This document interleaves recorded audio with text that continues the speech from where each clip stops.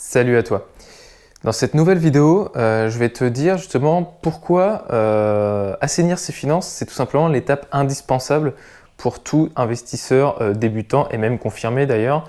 Voilà, parce que tout simplement, si tu souhaites investir dans l'immobilier, déjà je te le félicite, parce que tu as déjà fait le premier pas, c'est déjà, voilà, si tu as déjà fait l'effort et cette volonté de comprendre l'immobilier et de te dire, voilà, ça c'est un truc qui m'intéresse, donc déjà bravo à toi. Mais avant de commencer à te lancer dans les recherches de biens, de savoir comment tu vas louer ton appartement, meublé, nu, etc., tu vois, il va falloir que tu assainisses tes finances, d'accord? Tes finances personnelles, hein, bien sûr. Tout simplement, voilà. Alors, pourquoi tu dois assainir tes finances?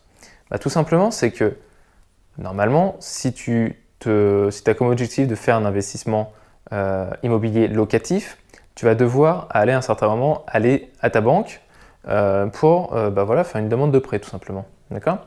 Et donc, ton banquier, ton conseiller, qu'est-ce qu'il va regarder? Il va regarder évidemment si ton projet est faisable, est viable, d'accord?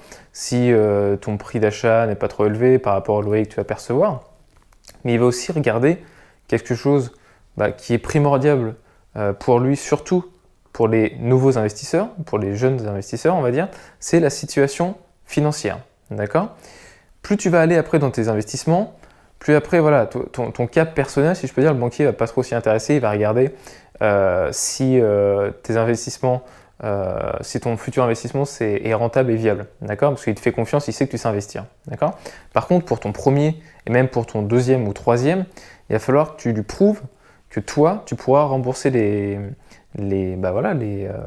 ton crédit, d'accord? Et que tu es quelqu'un de sérieux. Okay, si tu n'es pas sérieux et que le banquier a un doute justement sur ta capacité de remboursement, il va se dire ça sert à rien, je ne vais pas le suivre, je ne vais pas lui prêter, j'ai peut-être 9 chances sur 10 pour qu'il ne rembourse pas. D'accord? Donc lui, qu'est-ce qu'il va regarder? Il va regarder déjà si tu as des prêts en cours. Donc souvent, des crédits à la conso. D'accord? Donc si tu en as, oublie, rembourse, dépêche-toi et ne te lance pas dans un projet immobilier avec un crédit à la conso parce que ça va être déjà très compliqué pour toi. D'accord? Donc il va regarder ce premier point-là. Après, il va regarder si tout simplement tu as l'habitude d'être en découvert ou non. C'est-à-dire que si à la fin de mois, de tous les mois, tu as l'habitude d'être en découvert de 50, 100, 200, 300 euros ou plus, il va se dire, déjà, ça veut dire que ce client-là, tout simplement, il a pas, il a du mal à mener ses fins de mois correctement. Donc, voilà, ça va être une grosse alerte pour lui. D'accord? Et le troisième point, il va regarder si tu as l'habitude de mettre de l'argent de côté de façon régulière. D'accord? Si tu as cette capacité d'épargne, même si c'est 50 euros tous les mois, tu vois, il verra déjà, même si tu mets 50 euros uniquement tous les mois, il va se dire, voilà, lui, il sait, lui ou elle d'ailleurs, il sait mettre de l'argent de côté. Et donc, c'est hyper positif. Donc, ces trois points-là, voilà, c'est les trois checks indispensable que ton banquier va réaliser. D'accord? Donc si je te les résume, c'est quoi? C'est les prêts en cours, les crédits à la conso, ça va être ta capacité d'épargne et si tu es en découvert régulièrement. D'accord? Donc ensuite, voilà, c'est dit, mais là, je suis sûr que derrière ton ordinateur, tu te dis, mais ok, mais comment moi je vais faire pour organiser mes finances? D'accord? Et tout simplement, c'est hyper simple. Il suffit que tu te prennes un fichier Excel ou un tableur classique, d'accord? Tu vas te faire deux colonnes. Tu vas te faire une colonne arrivée d'argent ou entrée d'argent, d'accord? Et une colonne sortie d'argent qui sont tes dépenses, d'accord? Normalement, si tu es un jeune investisseur et que c'est ton premier investissement, dans ta colonne entrée d'argent, tu auras uniquement ton salaire, d'accord? Et donc, dans ta colonne sortie d'argent, donc tes dépenses, tu vas avoir ton loyer, tu vas avoir ta facture EDF, tu vas avoir ta facture de téléphone portable, tu vas avoir les sorties que tu fais, tu vas avoir les vêtements que tu achètes, etc. D'accord? Donc voilà, tu te fais ça tu t'écris tout pendant 1, 2, 3, 4 mois, tu écris tout ce que tu fais en termes de dépenses et d'arrivée d'argent. D'accord? Ensuite, la deuxième étape, ça va être quoi? Ça va être de focaliser sur ta colonne dépenses. D'accord? Et tu vas prendre toutes tes dépenses une par une et tu vas les classer. D'accord? Tu vas les classer et les catégoriser. Par exemple, tu vas avoir une catégorie sortie, tu vas avoir une catégorie loisirs, tu vas avoir une catégorie les dépenses liées à ton logement, tu vois, etc., etc. Donc tu vas tout catégoriser comme ça et tu vas les estimer. Tu vas dire, bah voilà, les sorties par exemple, bah, c'est 150 € par mois. Mon loyer plus les charges associées, c'est 850 € par exemple. Et tu vas tout lister. D'accord?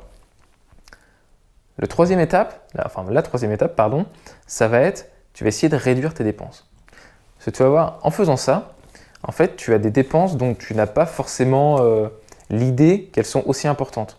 D'accord? Par exemple, moi, quand je l'avais fait, bah, je m'étais rendu compte, d'ailleurs, je le fais tout le temps. Maintenant, tous les mois, c'est quelque chose d'extrêmement. C'est devenu vraiment une habitude.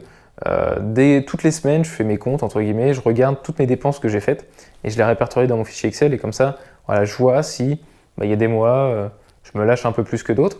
Mais au moins, comme ça, je peux piloter mon budget. D'accord? Et donc, toi, il faut que tu le fasses. D'accord? Tu vas peut-être te rendre compte que bah, voilà, toutes tes factures, par exemple, liées au multimédia, donc téléphone, si tu as le câble, si tu as un abonnement à Bein, par exemple, si tu as. Enfin voilà, tout ça, tu vas regarder et tu vas te dire, ok, mais est-ce que j'en ai vraiment besoin? D'accord? Est-ce que mon abonnement à Bein, est-ce que c'est indispensable? Tu vois? Est-ce que ça justifie, par exemple, si tu regardes, si tu te fais un match de foot entre potes une fois par mois, est-ce que ça justifie que je paye? Alors, je n'ai pas le montant de l'abonnement Bein, donc est-ce que j'ai la. Donc, je vais peut-être dire n'importe quoi, mais est-ce que si ça coûte 10 ou 20 €, est-ce que ça vaut le coup? D'accord? Et puis, tu vas regarder toutes tes dépenses comme ça. Et tu vas très vite te rendre compte, en fait, il y a des dépenses que tu fais, mais qui ne sont pas du tout indispensables, tu vois. Et donc là, tu vas commencer à les couper, à les cutter, tu vas les supprimer, ces dépenses, d'accord? Et donc, en supprimant ces dépenses, eh ben, tu vas voir, tes dépenses, évidemment, ils vont diminuer. Et donc, ton reste, à la fin du mois, il va augmenter. C'est mécanique, tu vois, mais c'est juste, en gros, tu vas regarder, tu vas te mettre le nez dans ton caca, si je peux dire, d'accord? Et tu vas te dire, bah ouais, en effet, sur ce point-là, je balance l'argent par la fenêtre. Et donc là, tu vas pouvoir piloter ton budget de façon précise. D'accord? Et quand tu auras fait ça, le quatrième point, ça va être épargner, tout simplement. Ça va être épargner. Mettre de l'argent de côté tous les mois. Alors moi, ce que je te conseille, en fait, c'est... Alors quand tu auras fait déjà ces 3 premières étapes, au début de chaque mois, si tu n'as pas l'habitude d'épargner, mets-toi 10% de tes revenus de côté. D'accord? C'est-à-dire ton salaire arrive sur ton compte. Tu programmes, maintenant c'est très facile, un virement automatique via ton appli bancaire et tu dis, bah voilà, admettons, je gagne 1800 € par mois, et le premier du mois, je mets 180 € de côté. Tac, sur ton livret A, sur un livret autre, c'est pas ça le problème, mais tu mets 10% de côté, d'accord? Et voilà, et tu vas commencer à regarder, à faire ça 1 ou 2 mois, et tu vas t'habituer à vivre tout simplement avec 180 €, en tout cas 10% de tes revenus en moins, d'accord? Et après, voilà, vois si tu peux augmenter cette portion, d'accord? Si tu peux monter à 15, 20, 25, 30% ou plus, il y a des personnes qui, même avec 1800 € par mois, mettent 50% de leurs revenus de côté. Parce qu'ils vont vivre dans une ville où les loyers ne sont pas hyper importants et qu'ils vont s'imposer une hygiène de vie, si je peux dire, en tout cas une hygiène de vie financière extrêmement drastique pour mettre un maximum de côté. Voilà. Donc, évidemment, je ne te dis pas d'arrêter de manger, bien sûr, ou tu as des dépenses comme ça qui sont incompressibles. Mais essaye de faire cet exercice, de te payer en premier, d'accord? Ton argent arrive, tu te payes en premier en mettant de l'argent de côté. Parce que cet argent-là, tu vas t'en servir pour investir, d'accord? Donc tu investis sur ton futur, d'accord? Tu te payes pour avoir un meilleur futur, d'accord? Avant les factures EDF, avant les factures Orange et SFR de ton téléphone, voilà, d'accord? Il faut vraiment que tu aies ça en tête, ok?